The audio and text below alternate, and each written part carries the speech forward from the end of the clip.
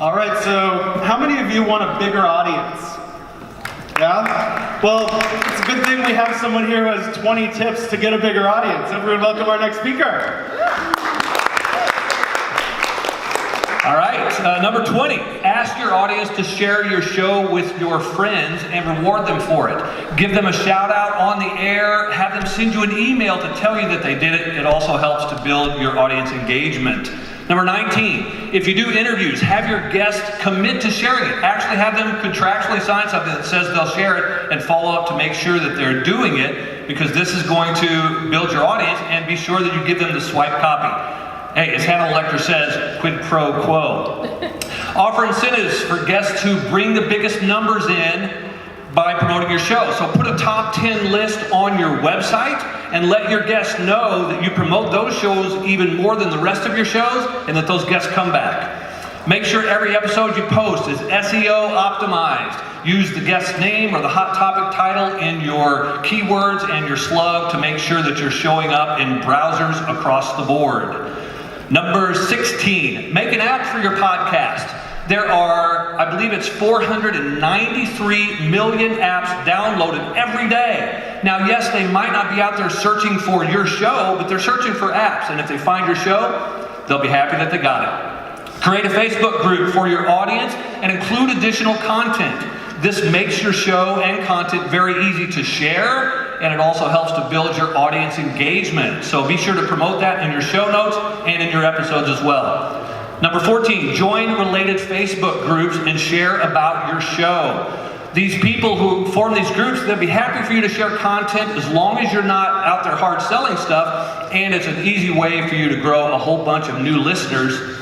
Number 13, aggressively grow your Twitter following. Now let me be clear here. This isn't about Twitter bombing. This is about growing an engaged following that you're now going to keep informed about your show on a regular basis, which leads me to number 12, post all of your evergreen episodes. Set up a system that's automated so that you're posting all of these last episodes. The lifetime of a tweet is about 24 minutes. You should be tweeting every hour about the archive of all of your existing episodes.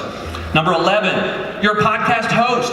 Be a host. Introduce yourself everywhere you go. The waiter, the postman, the clerk at the grocery store. Every person is a potential new subscriber. It's your party. You're the host. Act like it.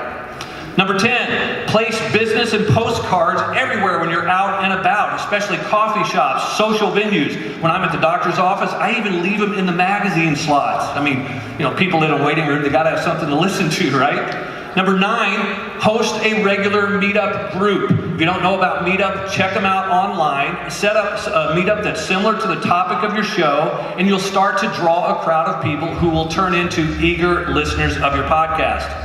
Also, join other related Meetup groups. There are tons of them out there, and if you get hooked up with these when you go, meet, mingle, and of course, take along a lot of your business cards to pass out to these people and grow your audience. Number 7, attend more live events. I go to about 7 or 8 live events every year, and I walk away with a whole slew of new subscribers because every conversation I have is an opportunity for me to build awareness about my shows. Number 6, book speaking gigs at live events. I mean, hey, I've only got 5 minutes up here, but look at this. I mean, this is great. I could probably get at least maybe 12 new listeners from the audience today. So book these and talk about your show. Number 5, get interviewed in other people's podcasts. Now, I know probably a lot of you are already doing this. I say do it more. This is golden because it's easier to get a new listener from someone who already knows podcasts than it is someone who's never listened to a podcast before. Number 4, swap sponsorships with a podcast with a similar audience. There are a ton of podcasts out there that would be more than willing to do this, and it's a win-win situation because both of the podcasts grow their audience and the listeners get exposure to a show they may never have heard of. Number 3, take out a small ad in your local classifieds. This is probably the only thing on my list that will cost you a little bit, but just a little bit. Classifieds are cheap, and yes, people still read them. Try it out and see what it does for your downloads.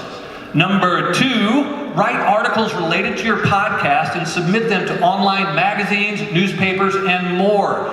Getting your stuff posted in Huffington Post or Inc. or my article here in Tiny Buddha, you will find an influx of listeners just based on that. And the final one, create awesome content.